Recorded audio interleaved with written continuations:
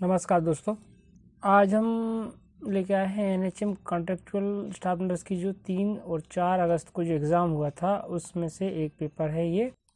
The collection of subjective and objective patient information on which to base the plan of care is called. तो उससे हम क्या बोलेंगे, क्या असेसमेंट बोलेंगे, क्या नर्सिंग डायग्नोसिस बोलेंगे, क्या इम्प्लीमेंटेशन होंगे या फिर एवोल्यूशन बोलेंगे। तो इसका जो सही आंसर है वो है आपका असेसमेंट, बिकॉज असेसमेंट के अंदर वो सब्जेक्टिव और ऑब्जेक्टिव आपकी इन्फॉर्मेशन उसके अंतर्गत आती है। बढ़ते हैं हमारे नेक्स्ट क्वेश्चन की तरफ और एक बार देख लेते हैं क्या है हमारा नेक्स्ट क्वेश्चन।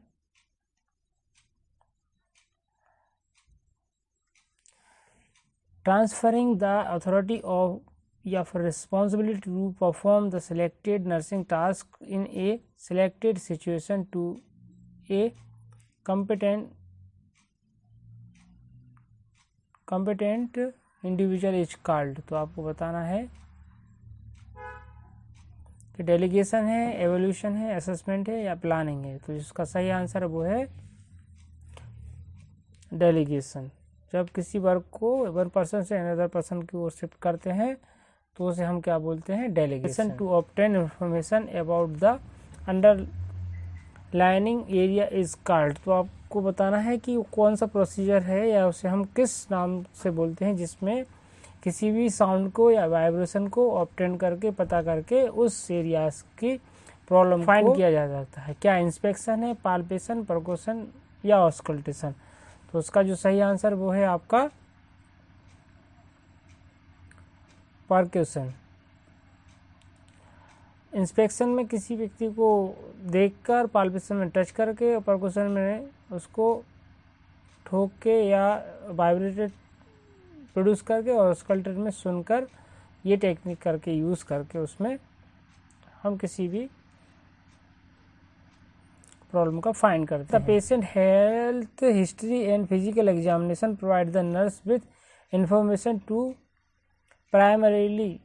तो आपको यदि कोई व्यक्ति है, वो पेशेंट है, हेल्थ हिस्ट्री या फिजिकल एग्जामिनेशन के द्वारा यदि नर्स किसी भी इंफॉर्मेशन को, प्राइमरी इंफॉर्मेशन को फाइंड करती है तो वो उस चीज़ को हम क्या बोलते हैं, डायग्नोसिस ऑफ ये मेडिकल प्रॉब्लम या फिर इन्वेस्टिगेशन ये patient sign and symptom, clarify subject and objective patient data या फिर identify nursing diagnosis and collaboration procedure. तो इसका जो सही आंसर है वो है आपका फोर्थ वाला, professional care plan that specify care and desired outcome during a specific time period for patient with a particular diagnosis या health condition is called। तो क्या बोलेंगे उसको, क्या इसको क्लिनिकल पाथवे बोलेंगे, ट्रायल बोलेंगे, क्रिटिकल केयर या वे बोलेंगे या फिर केयर प्लान बोलेंगे। तो उसको क्या बोलेंगे, clinical pathway. Next question, the process by which the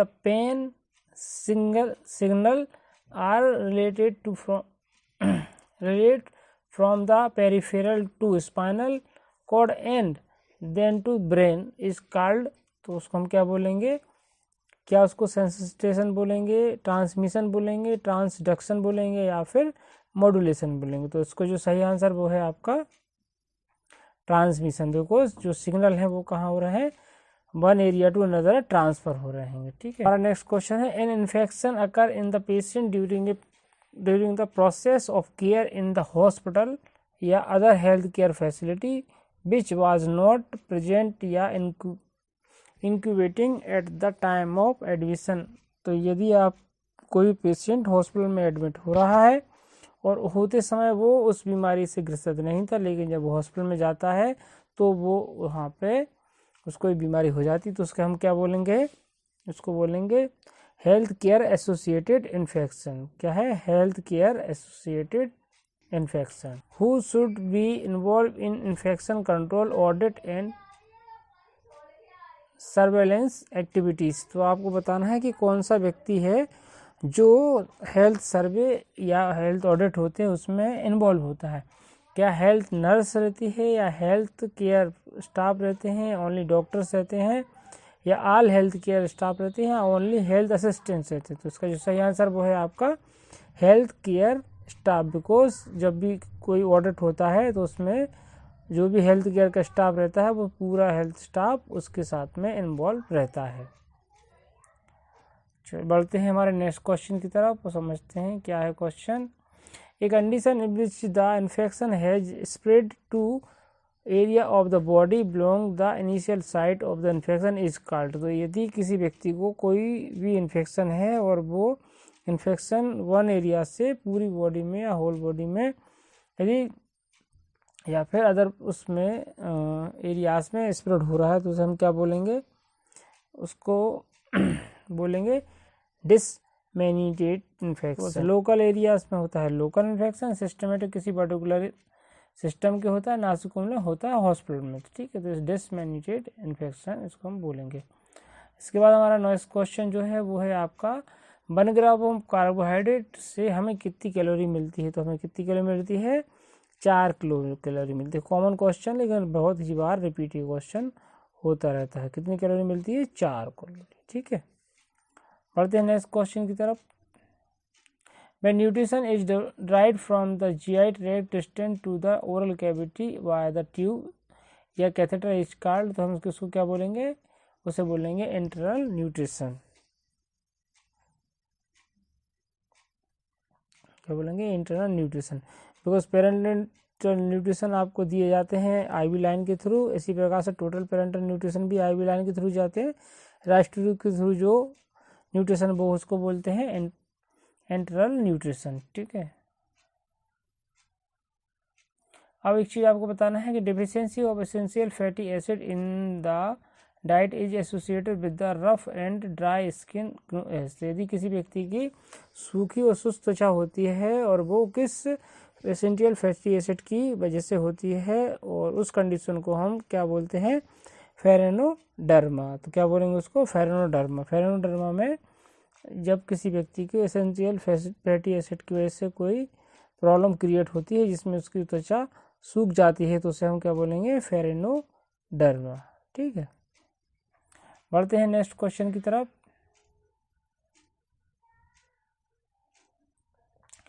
आपको बताना है कि जो विटामिन डी का फॉर्म है, इंपॉर्टेंट फॉर्म, वो कौन सा है। क्या कोलेकैल्सिफेरॉल है या उसके साथ साथ टोकोफेरॉल है, या फिर कोलेकैल्सिफेरॉल एंड टोकोफेरॉल है, या फिर कैल्सीफेरॉल एंड टोकोफेरॉल है, या फिर ऑल ऑफ एबव। इसमें जो सही आंसर है वो है आपका कौन सा,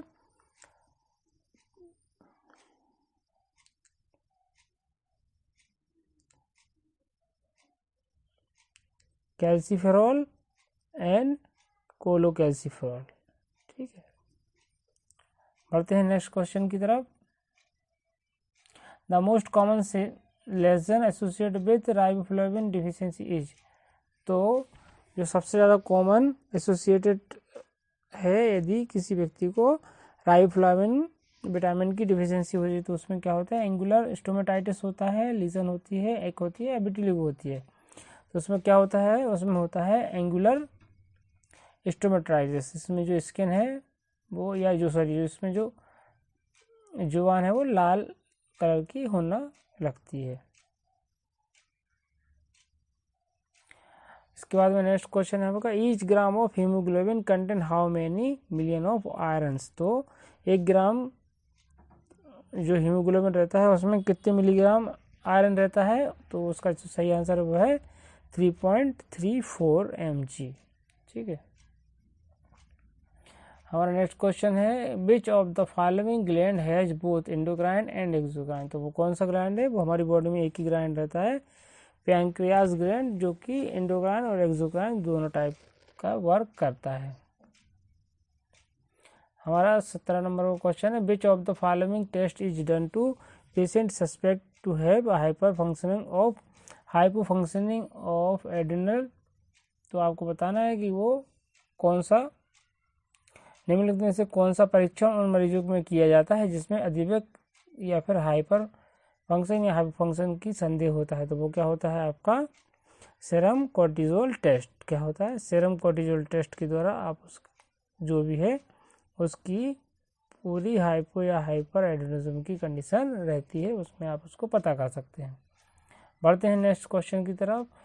उसमें हमारा क्वेश्चन है, which of the following is the best antacid for gastritis. तो आपको बताना है कि इन 4 ऑप्शन में से कौन सा मेडिसिन है जो बेस्ट है, कैल्शियम, एल्यूमिनियम, राइबोप्राजोल या फिर all of the above.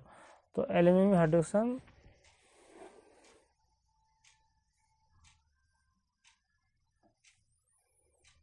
and magnesium carbonate is the best for gastritis problems.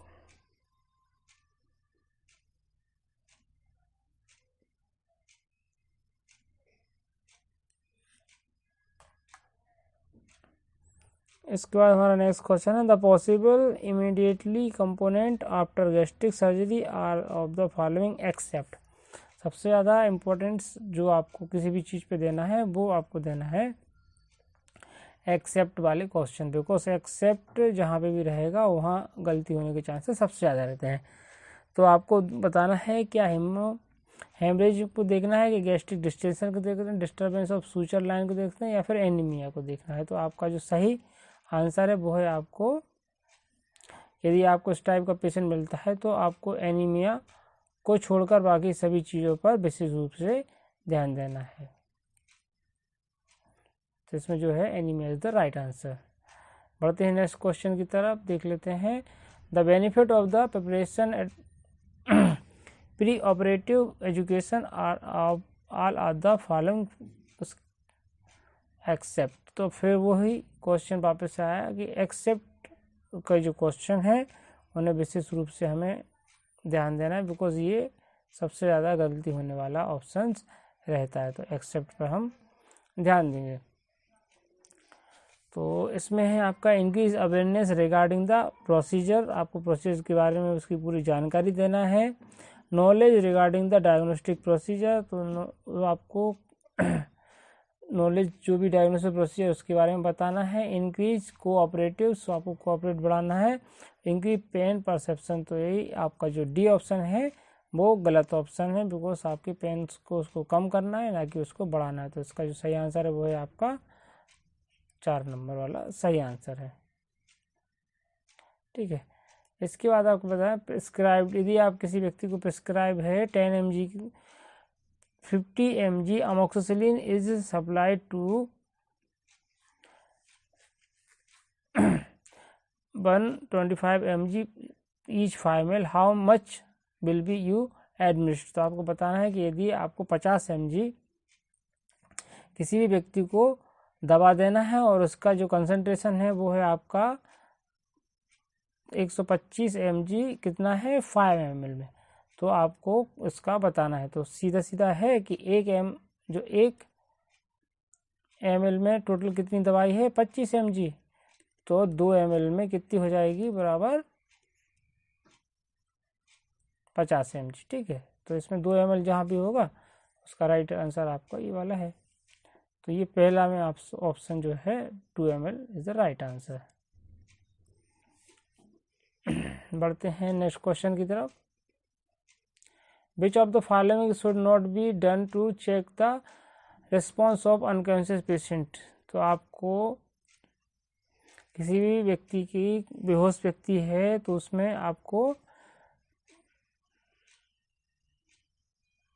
बेहोश शिशु की क्रियापूर्ति की जांच के लिए निम्नलिखित में से क्या नहीं करना चाहिए। तो आपको शेक द चाइल्ड, उससे बच्चे को नहीं हिलाना चाहिए। ठीक है, बिकॉज अनकॉन्शियस लेवल में उसे यदि नेक में या दूसरी कुछ चोट्स हैं तो उसमें उसकी कॉम्प्लिकेशन और बढ़ने की संभावना रहती है। तो इसका जो सही आंसर वो है आपका 3 नंबर।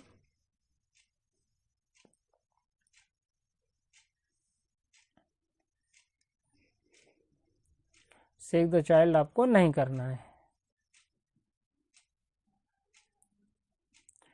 बात करते हैं क्वेश्चन नंबर 23 की, और जो क्वेश्चन हमारा है the sign of circulation implementation after bandaging. तो आप किसी भी व्यक्ति को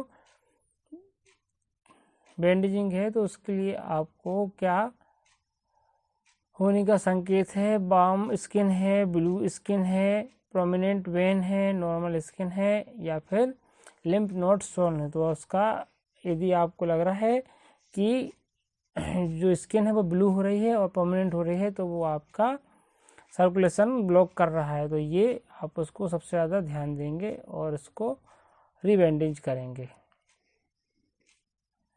बढ़ते हैं नए क्वेश्चन, और हमारा नेक्स्ट क्वेश्चन जो है वो है आपका which of the following describe hypovolemic anaemia. तो आपको बताना है कि इनमें से कौन सा है जो हाइपोवोलेमिक एनीमिया को दर्शाए। हाइपोवोलेमिया का मतलब होता है जिसमें वॉल्यूम की वजह से और ब्लड लॉस की वजह से व्यक्ति को एनीमिया का कॉम्प्लिकेशन आ रहे हैं। तो इसमें है there is a great increase the total body water than in the total body sodium. शरीर के कुल पानी में कुल सोडियम की मात्रा, या फिर total body water sodium content is decrease, या total body water is modality increase and sodium, या फिर there is no change in total body water या सोडियम। तो इसका जो सही आंसर वो क्या है, total body water and sodium content is decrease. तो इसमें क्या हो रहा है, टोटल बॉडी वाटर भी कम हो रहा है और उसके साथ साथ सोडियम की मात्रा भी कम हो रही है। ठीक है, बढ़ते हैं हमारे नेक्स्ट क्वेश्चन की तरफ और देख लेते हैं हमारा नेक्स्ट क्वेश्चन क्या है। When the trust prominenting experience are deficient या lacking, या when the basic are inconsistently and inadequately meet in infant, it result in which of the psychological development. तो आपको बताना है जब विश्वास को बढ़ावा देने वाले अनुभवों में अभाव या कमी होती है, या जब एक शिशु में बेसिक असंगत या फिर अपर्याप्त रूप से मिलते हैं, तो इसका परिणाम किस सामाजिक विकास में होता है। सेम एंड डाउट, तो ये आपको थ्योरीज के अकॉर्डिंग आपको बताना है। तो इसमें क्या होता है, ट्रस्ट होता है या मिसट्रस्ट होता है, ऑटोनॉमी होता है, सेम या डाउट होता है। तो आपको पता है कि इन्फेंट्स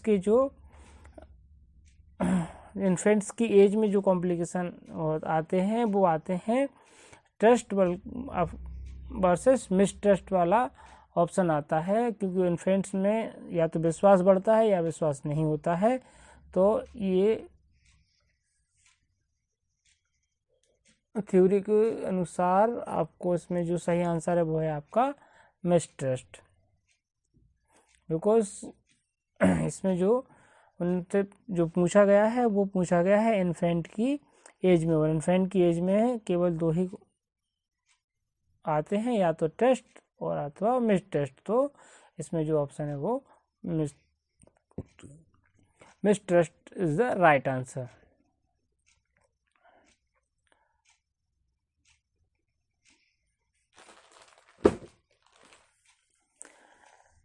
फॉर्टलर की नेक्स्ट क्वेश्चन है administration of analgesic before the child experience the pain या before the surgery is perform so that the sensory activity and change in the pain pathway of the peripheral and central nervous system can be controlled is called।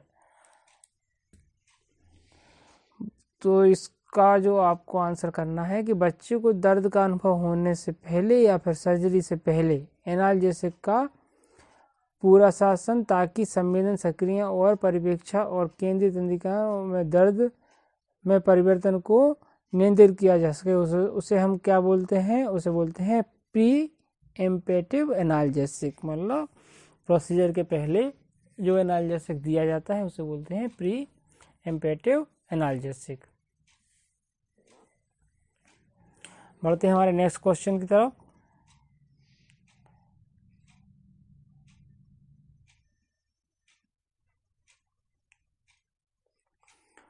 और हमारा next question है the sudden loud noise cause abduction of the arm and flexion of the elbow hand remaining clench disappear by 4 months of age, this reflex is in newborn. तो यदि किसी बच्चे में एकाएक तेजी से आवाज़ आती है तो उसकी जो कोहनियाँ हैं वो और जो बाजू है वो ऊपर की तरफ कर लेता है, हाथों को बांध लेता है। ये 4 महीने की उम्र में बच्चे में देखा जाता है। तो ये कौन सा रिफ्लेक्स कहलाता है? क्या ये स्टार्टेल्स रिफ्लेक्स है, मोरो रिफ्लेक्स है, या एक्सट्रोक्शन रिफ्लेक्स है, या फ्रीज रिफ्लेक्स है? तो ये क्या है? स्टार रिफ्लेक्स क्या है? स्टार्टेल्स रिफ्लेक्स कहलाता है। ठीक है।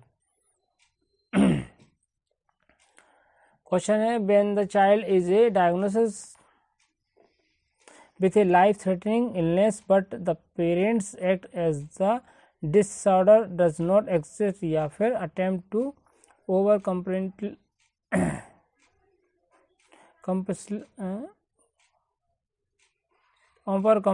to the child is called। तो इसका जो आपको बताना है कि जब बच्चे को एक जानलेवा बीमारी का निदान किया जाता है लेकिन माता पिता ऐसा व्यवहार करते हैं कि जो बेकार है वो मौजूद नहीं है, या बच्चे के लिए अधिक क्षतिपूर्ति प्राप्त करने का पूरा प्रयास करते हैं, उसे कहते हैं बार्गेनिंग, रिजेक्शन, ग्रेजुअल एक्सेप्टेंस, या फिर डिनाइल। तो ये होता है डिनाइल। डिनाइल का मतलब होता है मना करना, क्योंकि यदि किसी व्यक्ति को या किसी भी जन को यदि ये बोला जाए या अचानक से किसी व्यक्ति को ये बोल दिया जाता है कि आपको जो बीमारी है बहुत ही घातक और बड़ी बीमारी है, तो वो शुरू में उस व्यक्ति उस बीमारी से या उस चीज़ को एक्सेप्ट नहीं करता, वो उसे मना करता है, लेकिन धीरे धीरे वो उस पर एक्सेप्ट करने लगता है। तो उस जो प्रोसीजर होती है उसे हम बोलते हैं डिनाइल प्रोसीजर, या उस एक्टिविटी को बोलते हैं डिनाइल। इसके बाद में हमारा नेक्स्ट क्वेश्चन है, accumulation of nitrogenous waste with in the body is called. तो यदि बॉडी के अंदर में नाइट्रोजेनियस वेस्ट इकट्ठे हो जाते हैं तो उसे हम क्या बोलते हैं? एजोटेमिया। क्या बोलते हैं? एजोटेमिया। और यदि ये यूरिया इकट्ठा हो जाए तो यूरेमिया बोलते हैं। ठीक है। तो एजोटेमिया इज द राइट आंसर। पढ़ते हैं नेक्स्ट क्वेश्चन की तरफ। वो हमारा 30 नंबर का ये क्वेश्चन है। ये क्वेश्चन है आपका कि which of the following is the common site infect to chemotherapy drug is and cranial irritation. निम्नलिखित में से कौन सा कीमो चिकित्सीय दवाओं और कपाल विकिरण का एक सामान्य दुष्परिणाम है? तो ये जो एलोपेशिया होता है जिसमें व्यक्ति के बाल झड़ जाते हैं, ये कीमोथेरेपी के द्वारा जो ड्रग्स का कॉम्प्लिकेशन है, ये सामान्य कॉम्प्लिकेशन है। और इस टाइप के जो बाल हैं जो झड़ जाते हैं ये वापस आसानी से आ जाते हैं, और इसे हम क्या बोलते हैं? एलोपेशिया या फिर गंजापन। ये कीमो के वाले पेशेंट्स में या जो इनको कीमोथेरेपी चलती है उन्हें आराम से आपके इस टाइप के कॉम्प्लिकेशन देखा जा सकता है। तो ये 30 क्वेश्चन हमने कंप्लीट कर लिए हैं। अगले 30 क्वेश्चन या रिमेनिंग जो क्वेश्चन है वो हम अपने नेक्स्ट वीडियो में कंप्लीट करेंगे। तो यदि आपको ये वीडियो अच्छा लगा है तो आप प्लीज़ इस वीडियो को लाइक करके अपने दोस्तों को शेयर कीजिए, क्योंकि हम इसकी सीरीज़ आपको कंप्लीट ला रहे हैं और इससे आपकी बढ़िया प्रिपरेशन होती रहेगी। इसके साथ साथ आपको जो भी डाउट्स हैं तो आप कमेंट सेक्शन में बताएं, तो हमारे लेवल पे जो भी उसका सॉल्व करने का रहेगा वो हम अपने लेवल पे उसको जरूर सॉल्व करते हैं। तो मिलते हैं किसी नए वीडियो में।